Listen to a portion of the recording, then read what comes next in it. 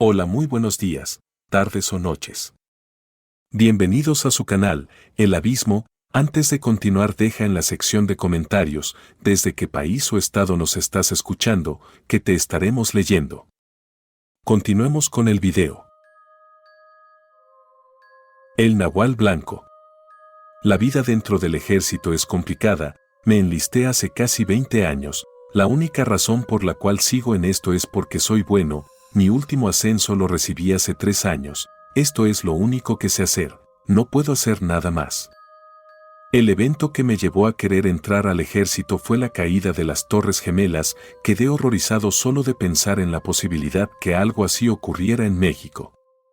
El problema fue que con el paso de los años comencé a tener que formar parte de cosas de las que no me siento orgulloso. Tener más rango no solo implica más responsabilidad, también significa tener más conocimiento, y hay cosas que hubiera preferido jamás saber.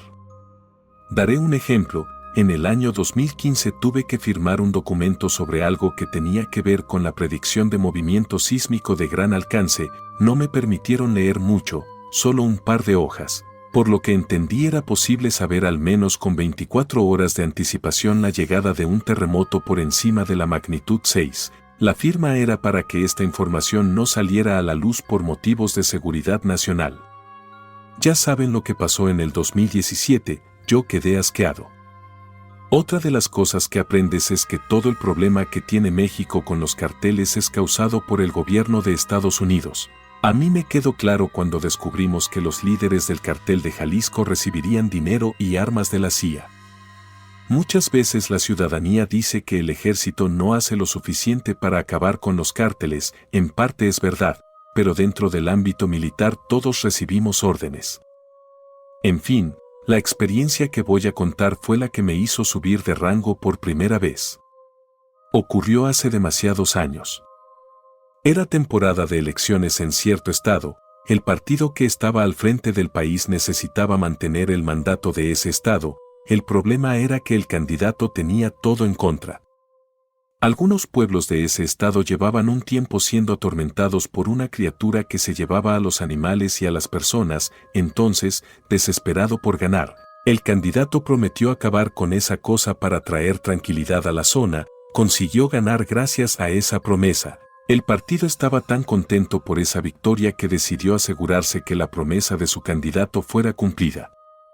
Así que nos enviaron a eliminar a la criatura. En cuanto llegamos a la zona recibimos un comunicado de parte de nuestro comandante. Decía que seríamos ascendidos en cuanto entregáramos el cadáver de la criatura. Eso me dio escalofríos. La cosa iba en serio. Hasta ese punto yo pensaba que nos habían enviado solo para servir como una cortina de humo, pero me equivoqué. Eran 8 las ciudades que estaban bajo el yugo de este misterioso ser. Llegamos a la primera ciudad. Ahí el alcalde nos envió a hablar con el párroco. El párroco nos dijo que 5 meses atrás el obispo acudió a esa iglesia a realizar un exorcismo. Un hombre había sido poseído por un demonio. Nos explicó que el exorcismo falló y el cuerpo de ese hombre terminó cediendo ante el poder del demonio. Se transformó en un nahual. El párroco nos pidió acompañarlo al lugar donde se había realizado el exorcismo. Era un salón lleno de cruces y figuras religiosas. Al centro tenía una cama de concreto. Una de las esquinas estaba quebrada y tenía las marcas de unas garras. El párroco nos dijo que esa cama tenía cadenas, pero que el nahual se las había llevado cuando escapó. Le quité el seguro a mi ametralladora y disparé 3 veces a la mesa. Los 3 impactos fueron en una esquina. No se rompió. Esa criatura era más fuerte que las balas. El párroco también nos dijo en qué ciudad había sido el último ataque para que fuéramos a investigar. El trayecto fue muy silencioso. Nadie quería dar su opinión al respecto. El anochecer nos agarró todavía en la rocosa carretera. En cierto momento pasamos cerca de un ranchito. De pronto un hombre se atravesó pidiendo que nos detuviéramos, por poco y termina aplastado. El señor estaba muy asustado y nos dijo que el nahual se estaba comiendo a sus perros. Corrimos en la dirección que el hombre nos indicó. Era detrás de la casa. Cuando llegamos pudimos ver una criatura erguida y sobre 2 patas. Estaba de espaldas. Era blanca, alta y delgada. Su piel parecía la corteza de un árbol. Yo quise disparar, pero estaba completamente paralizado. La criatura se dio cuenta de que estábamos ahí, dejó caer un perro y salió corriendo. Me quedé perplejo viendo cómo esa cosa se alejaba. Entonces llegó el señor del rancho y agarró a su pobre perro que ya estaba muerto. Le preguntamos al hombre que había en la dirección en la que el nahual se había ido corriendo y nos dijo que como a 8 kilómetros estaban unas instalaciones abandonadas donde antes se imprimía el periódico. Se comentó que podríamos dirigirnos al sitio, pero mejor se decidió que no era tan buena idea. Regresamos a los vehículos y continuamos nuestro camino a la segunda ciudad. Llegamos antes de las 10 de la noche y ya no encontramos a nadie en la calle. Todos estaban dentro de sus casas debido a que tenían mucho miedo de encontrarse con el nahual. Nos dirigimos con algunas personas que habían montado una pequeña guardia. No era para enfrentar al nahual, por supuesto, solo era vigilar y avisar a todos cuando estuviera cerca. Les dijimos que habíamos sido enviados por el gobernador para ponerle fin a su problema y que nos dieran toda la información que pudiera sernos útil. Nos dieron un rango de horas en el que han podido ver al nahual y nos indicaron la dirección hacia la cual siempre se iba luego de comerse algo o a alguien. Sí, la dirección era la misma. Ese nahual blanco al parecer vivía en ese viejo lugar abandonado. Acordamos ir por la mañana. Esa noche nos turnamos para apoyar con la vigilancia. Mi turno comenzó a las 2 de la mañana. Todo fue normal como por unos 40 minutos hasta que de pronto uno de los hombres de la guardia me palmeó el hombro. Me susurró que mirara en una dirección. Ahí estaba el nahual blanco, a menos de 300 metros de nosotros. Tomé mis binoculares para poder verle el rostro. Era cadavérico y tenía solo un ojo pequeño y de color rojo. El nahual estaba caminando hacia un pequeño corral. Los perros comenzaron a ladrar. No eran ladridos de enojo, eran ladridos de pánico. No podíamos hacer nada. Abrir fuego contra esa cosa significaba poner en riesgo a todas las personas. Así que solo observamos cómo se acercaba a un caballo y le abría el cuello para beber de su sangre. Una vez quedó satisfecho, el nahual blanco se posó en 4 patas y corrió en dirección a las instalaciones que le servían de guarida. No pude dormir el resto de la noche. Durante el desayuno nadie sacó el asunto del nahual. Era algo tan extraño que discutir al respecto parecía descabellado. Como a las 9 de la mañana subimos a los vehículos y partimos en dirección a la casa del nahual. Íbamos despacio, ciertamente no teníamos ganas de llegar, pero llegamos. En los vehículos se quedaron 2 elementos con armamento pesado por si la cosa esa salía. Todos los demás bajamos con arma en mano. Rodeamos el lugar en busca de alguna otra manera de ingresar que no fuera la puerta principal, pero lo único que encontramos fue un gran boquete que estaba en el segundo piso, como a unos 8 metros del suelo. Había llegado la hora. Abrimos la puerta despacio, no queríamos hacer ningún ruido. Salón principal, despejado. En la primera habitación encontramos una horripilante colección de lenguas. En la segunda habitación encontramos dientes. Había 2 escaleras, una llevaba a la segunda planta donde estaba el boquete y la otra llevaba a la bodega que estaba por debajo. No parecía una buena idea, pero dividirnos en grupos es parte del entrenamiento. Yo me fui al frente del grupo que fue a la segunda planta. Había 2 pequeñas oficinas con algunos periódicos tirados, también estaba el baño y el comedor, todo despejado. Entonces escuchamos gritos y disparos. Inmediatamente, corrimos hacia la bodega. El otro equipo tenía acorralado al nahual blanco, estaba escondiéndose detrás de unas máquinas, el fuego constante no le dejaba ninguna ventana para moverse. Esa cosa hacía el sonido como el de un perro rabioso. Unos disparaban y cuando tenían que cargar otros abría fuego. Si cesábamos un segundo esa cosa nos iba a atacar. Logramos herirle las patas, pudimos ver que sangraba. Entonces el nahual salió de su trinchera y corrió a toda velocidad hacia nosotros, se abrió paso lanzándonos con fuerza fuera de su camino. Era más pesado que un toro. A uno de nosotros no lo empujó, sino que lo embistió y lo arrastró por las escaleras. Unos cuantos pudimos ponernos de pie y corrimos tras el nahual. Esa cosa estaba en la segunda planta, claramente tenía la intención de salir por el boquete, pero sus patas estaban sangrando. Otros 3 siguieron disparando y lograron herir al monstruo. El nahual quiso correr, pero pisó una zona que estaba desgastada y cayó del segundo piso. Ahora estaba cerca de la entrada. Quise dispararle, pero mi arma se había atascado cuando el nahual me empujó en la bodega. El nahual quiso salir, pero fue recibido por una ráfaga que no esperaba y a la que no pudo hacerle frente. La pesadilla había terminado. El compañero que había sido arrastrado por la escalera había muerto por un golpe en la cabeza. De los compañeros que seguían abajo, 4 estaban lesionados posiblemente con algún hueso roto y otros 2 habían muerto cuando se impactaron contra los muros. Cargamos los cuerpos de los compañeros en un vehículo y el del nahual en otro. Nunca supe dónde terminó el cuerpo del nahual blanco. En cuanto a nosotros, los sobrevivientes, todos fuimos ascendidos. Antes de continuar, no se te olvide suscribirte al canal, darle me gusta y activar las notificaciones para más contenido. Perdida en la oscuridad. Mi esposo y yo solemos salir mucho a acampar, ya somos un matrimonio grande, sin hijos y con mucho tiempo libre. Hasta hace unos años, nuestros vecinos nos invitaron a pasar una noche en el Rancho del Venado, aquel que está ubicado a unos kilómetros de Tepatitlán. Nos quedaba muy cerca de donde vivíamos. Este lugar se le conoce por encontrarse en el fondo de un acantilado y que el río Verde pasa justo a un lado de allí.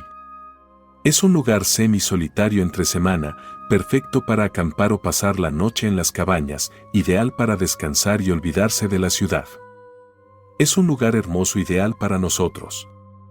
Para aquellos que no conozcan de lugares de muy difícil el acceso, cuesta bastante trabajo para un auto chico llegar hasta abajo, debido a lo maltratado y difícil del terreno, se recomienda bajar en camioneta. Salimos de Tepatitlán un jueves por la mañana, con la intención de pasar un largo fin de semana en la cabaña. Ya al llegar al lugar nos encontramos con la sorpresa de que solo seríamos nosotros, nuestros vecinos y nosotros 2, no había más gente que fuera a acampar. Tan solo llegamos apartamos la cabaña para 4 personas. Por dentro era muy espaciosa y tenía una habitación para cada pareja. Por fuera de ella había una zona para encendido de fogatas, lo cual fue de lo primero que hicimos para que nos ayudara a ahuyentar a algunos animales y bichos. Al inicio todo marchaba muy bien, entre chistes, risas y anécdotas que vivimos de jóvenes se hizo ya tarde. Apenas empezaba a atardecer cuando mi marido comentó que necesitaba buscar más leña, pues la que nos habían regalado no sería suficiente. Así que invitó al vecino para que juntos buscaran un poco entre el bosque. Es aquí donde las cosas comenzaron a comportarse de forma muy extraña. Tenía ya varios minutos de haberse ido a buscar leña, cuando uno de los chicos de mantenimiento se acercó a la casa, no decía nada, solo se nos quedaba observando. Un poco incómoda por la situación me acerqué para preguntarle si se le ofrecía algo. A lo que el joven sin decir nada, solo negó con la cabeza, sin embargo, no quitaba la mirada de encima. Le comenté que podía irse, pero aquel chico no se movía, parecía estar tímido y que las ratas se había comido su lengua, hasta que ya desesperada le hablé más fuerte, preguntándole del por qué no se iba. Fue cuando inmediatamente llegó corriendo el capataz del lugar, se disculpó con nosotras y nos comentó que el chico era mudo, y que solo lo había mandado por un momento a cuidarnos. Esto me extrañó, pero fue mi vecina quien le preguntó sobre que nos teníamos que cuidar. El capataz nos miró muy serio y nos comentó: no es sobre quién, es sobre quiénes. Nos dieron aviso de que vieron gente ajena al rancho por aquí cerca, más vale que se anden con cuidado. Dijo el capataz y se llevó consigo al joven mudo. Esto sin duda me incomodó bastante, aún mi esposo estaba buscando leña y ya estaba por anochecer, pasó una hora y aún no sabíamos nada de ellos. Yo en lo personal soy una persona muy nerviosa, que se angustia mucho al no saber dónde se encuentra mi marido, así que le comenté a mi vecina que saldría a buscarlos. Me puse mi chamarra, tomé una lámpara de mano y salí en su búsqueda. Al cabo de unos minutos ya me encontraba en plena oscuridad, la poca luz que había no llegaba hasta donde nosotros estábamos, pues tal cual dije en un principio, el rancho se encuentra en el fondo de un acantilado. Llamé varias veces a mi esposo, incluso grité el nombre del vecino, pero no los escuché responder a ninguno de los dos. Sin embargo, cuando dejé de llamarlo, se empezaron a escuchar ruidos extraños. Primero me parecieron ser risas de niños, podía oír los que platicaban entre sí. Lo primero que me imaginé fue que al final del día se habían llegado más visitantes y se encontraban bañándose en el río Verde. Eso me tranquilizó un poco al saber que no seríamos los únicos. Ya armada con un poco más de valor, decidí adentrarme un poco más a la oscuridad, encendí la lámpara para buscar más a fondo del bosque a mi esposo.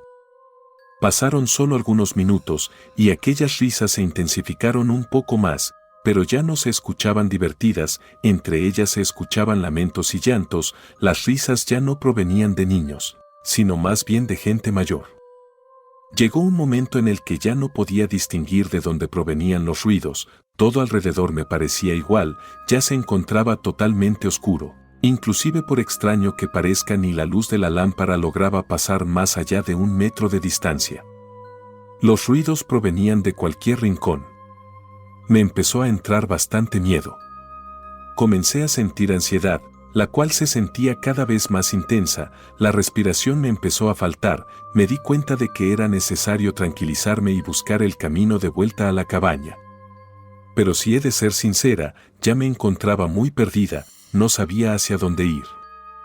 A los pocos minutos de estar andando a tientas por la oscuridad, logré ver un claro sin tantos árboles, era mi oportunidad para salir del bosque y llamar desde allí a mi esposo. Más aún conforme avanzaba las risas y lamentos de los niños se escuchaban menos, pero esto me orilló a adentrarme a otra parte del bosque. Fue cuando pude ver algo que me dejó inmóvil unos segundos, frente a mí se encontraba flotando y entre los árboles lo que parecía ser una enorme esfera brillante. No logré comprender al principio qué era lo que estaba allí, pero al ver la intensidad con la que brillaba pude ver que era una enorme bola de fuego y se movía de manera sigilosa, no chocaba con los árboles. Sin más decidí alejarme y volver sobre mis pasos, no sabía contra qué me enfrentaba y no quería averiguarlo. Fue cuando volví a escuchar las voces, los lamentos y las risas, sabía que me estaba adentrando nuevamente de donde tanto trabajo me había costado salir. Y en ese momento, pude escucharlo, un extraño murmullo que se escuchaba con el viento.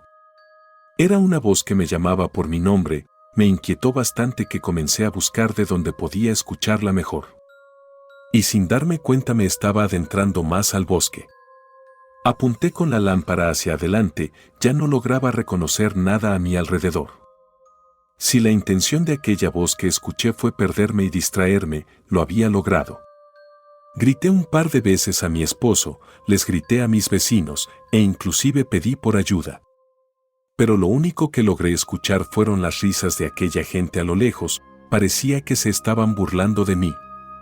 Y en un instante, parecía que el viento callara aquellos ruidos, pues estos cesaron momentáneamente, pero al poco tiempo se volvían a escuchar, las risas ya eran carcajadas, y los lamentos ya eran gritos de auxilio. Ya no sabía qué pensar sobre lo que estaba ocurriendo, o si algo me pasaría a mí, fue inevitable llegar a pensar que la misma oscuridad se burlaba de mí. Pero cuando sentí más temor, fue en un momento que todo quedó en pleno y absoluto silencio, podía escuchar solo mi respiración agitada, y cuando pretendía seguir caminando, comenzaron a silbar entre sí, se llamaban unas a otras y se escuchaban más cerca de lo que podía ver. Sea lo que fuese se estaba acercando. Ya había pasado más de 1 hora que me encontraba perdida cuando logré divisar en lo más profundo de los árboles una fogata, por fin sentía algo de alivio al ver que había alguien cerca de mí. Me apresuré a acercarme lo rápido que pude, cuando a un lado mío vi que algo se movía entre los árboles. Me quedé inmóvil y sí, allí estaba, la sombra de alguien que me observaba, pensé que se trataba de algún animal, a lo mejor de algún mapache por los ojos tan brillantes. Pero esta sombra se incorporó de tal modo que adaptó la silueta de una persona quien me miraba fijamente. Al momento de levantar la lámpara para iluminarlo, aquello corrió para escabullirse entre los árboles. Sin pensarlo dos veces yo también corrí de allí para dirigirme a la fogata que había visto de lejos. Pero mala sería mi suerte que aquellos que vi de lejos se trataba de aquella bola de fuego que había visto minutos atrás. Aquella bola de fuego comenzó a bailar y de ella se expidió un silbido muy parecido al que había escuchado anteriormente. Ya no sabía cómo reaccionar, así que empecé a rezar pues aquello me tenía totalmente descontrolada, me sentía ya a punto de perder la cordura, no sabía a dónde ir o a quién pedir ayuda.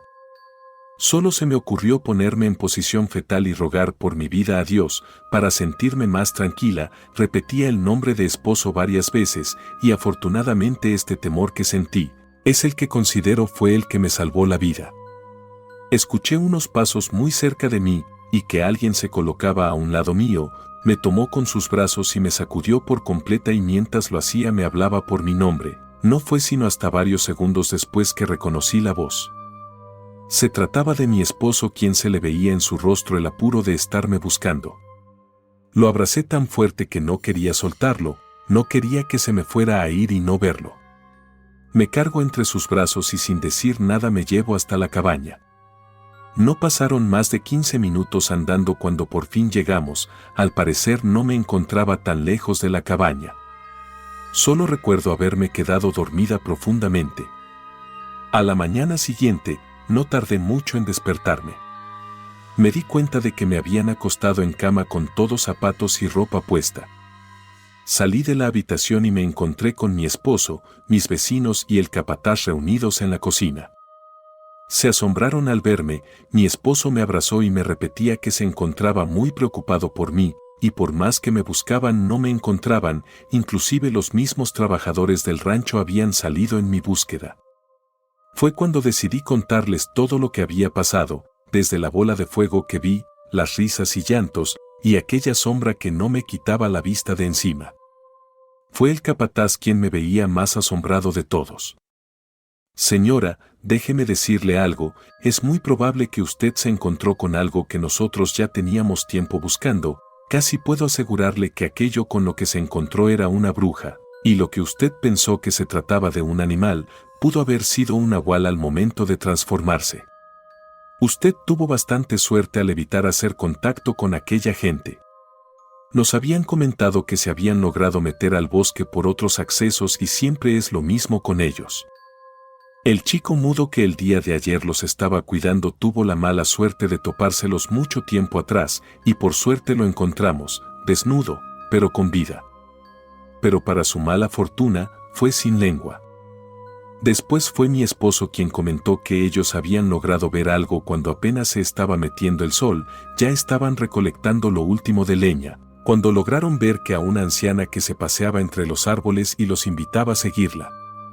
Les pareció extraño ver a una persona de la tercera edad pasearse entre el bosque y sobre todo por la zona y lo oscuro, pero por más que le llamaban o le hacían preguntas, ella los ignoraba. La recomendación del capataz fue no salir en las noches o procurar mejor regresar a nuestra casa, ya que no habían tenido suerte en capturar a quien estuviera haciendo dichas brujerías. Esto era algo que constantemente les estaba ocurriendo y no podían mantener el control. De mi parte me acerqué más tarde con el chico mudo y le di un abrazo, le pedí disculpas si me había comportado muy grosera con él. Sabía lo que había vivido.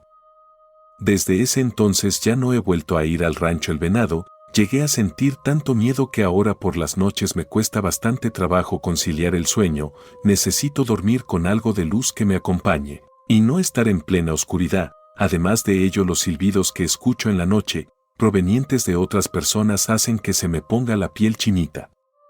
Pero hoy en día las cosas sí han mejorado un poco, me he llegado a sentir un poco más tranquila. Sin embargo, sí ha sido algo que me ha dejado marcada para siempre. El brujo nahual de Yucatán. Me presentaré como Cras, no es mi apodo real, tampoco daré mi nombre. Soy marino, de la Fuerza Naval del Golfo, y la experiencia que quiero exteriorizar me ocurrió en Yucatán hace tiempo. Ciertamente no es muy sonado que haya conflictos contra el crimen organizado en ese estado. Si bien Mérida y las ciudades costeras están más o menos controladas debido al turismo, algunas de las ciudades del interior del estado sufren desapariciones de menores, no puedo entrar en detalles, pero digamos que algunos turistas no viajan a Yucatán por las playas. El crimen organizado es el intermediario que provee al turista con lo que viene a buscar. Nosotros tratamos de desmantelar estas redes, pero están tan bien organizadas que es como perseguir a un fantasma. Todo apunta a que los líderes de estas redes pertenecen a Europa del Este. Pero vienen a México porque el mercado en aquella zona ya está muy competido. Sus casas de seguridad son muy difíciles de encontrar porque se trata de simples cabañas de uso temporal. Cuando saben que estamos cerca simplemente desmontan la cabaña y se mueven. Esto no se les complica porque no retienen a los menores por muchos días. Por si esto no fuera suficiente, sus cabañas están dentro de la selva, lo que complica bastante su rastreo. Esta organización criminal trabaja de la mano con algunas sectas presuntamente satánicas. Su metodología es la siguiente. El menor es extraído de alguna comunidad indígena, es llevado por la organización criminal a la casa de seguridad mientras se cierra el trato con el extranjero. Después es entregado al extranjero y se le especifica que más tarde serán otras personas quienes vayan por el menor. Estas otras personas presuntamente pertenecen a una secta satánica. En muy pocas ocasiones hemos podido desmantelar las cabañas de la selva, pero sí hemos podido dar con mucha de la gente que recoge a los menores. En sus casas siempre encontramos altares al diablo. Estas personas han dicho que ellos se encargan de enviar a estos menores por todo el país para que sean usados en rituales. Suena bastante descabellado, lo sé. Pero la gente de Cholul puede confirmar que en una hacienda que se presume embrujada se llevan a cabo rituales satánicos donde hay sacrificios humanos. Muchos de los restos que se han podido encontrar en este lugar son de menores. Ya que expliqué el contexto de la macabra situación, puedo decirles lo que en una ocasión nos contó uno de los detenidos pertenecientes a la red criminal que se esconde en la selva. Luego de darle una calentadita aceptó cooperar, nos dijo que más allá de que la selva fuera un buen lugar para esconderse, usaban ese lugar porque el brujo nahual les ofrecía protección, según el detenido. Este ser impediría que alguien se acercara a ellos por la noche, con la condición que siguieran permitiendo que los menores fueran tomados por la secta satánica. Yo sentí escalofríos cuando dijo eso, ya que en realidad sí existe, según las leyendas locales, un brujo nahual. Me hizo algo de sentido cuando mencionó lo de que nadie podría acercarse durante la noche, ya que las veces que habíamos intentado incursionar en la selva de noche por una razón siempre terminábamos dando la vuelta. La mayoría de las veces era porque los vehículos fallaban. Yo sentí inquietud y muchos otros de mis compañeros también. No dudamos en expresar tal inquietud a nuestro superior. Todos aquí conocemos las leyendas y procuramos tomarlas con respeto, no queremos llevarnos alguna sorpresa. Pero el coronel se molestó y nos llamó cobardes, y para demostrar que tal leyenda sobre el brujo nahual eran patrañas iríamos esa noche a buscar una cabaña al interior de la selva. El plan era ir al amanecer, pero el coronel estaba muy molesto porque su general le había llamado la atención precisamente porque todas las incursiones nocturnas habían sido un fracaso. El coronel nos avisó que si los vehículos fallaban iríamos caminando hasta la selva, pero íbamos a ir. Ya que estaríamos en servicio toda la noche, fuimos a dormir un rato, unas 4 horas quizá. Como a las 8 de la noche comenzamos a preparar todo para salir a la selva. Ajustamos bien nuestras botas, subimos a los vehículos suficientes armas y municiones, tomamos nuestros visores nocturnos, tomamos el mapa que marcaba la ruta a seguir a pie dentro de la selva y partimos.